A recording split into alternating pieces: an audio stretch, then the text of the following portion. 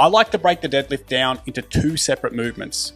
The first is the hip hinge, where we focus on sitting the hips back and leaning the shoulders forward over the bar while using the lats to keep the bar close to the body.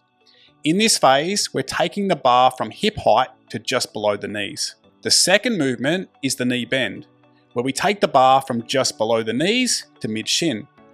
This phase can be tricky because it requires maintaining the torso angle while bending the knees.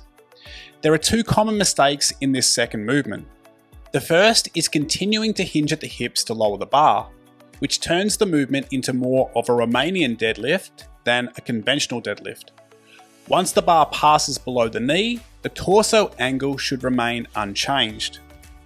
The second mistake is sitting the hips down too much, allowing the knees to move forward and creating a more upright torso.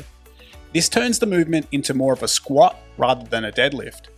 As the bar moves from below the knee to mid-shin, the shoulders must remain forward of the bar and the hips and shoulders lower at the same rate to maintain proper alignment.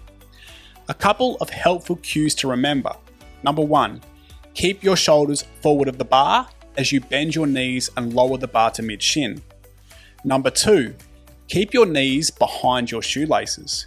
If your knees shoot forward, your torso will likely lean back, turning the movement into more of a squat.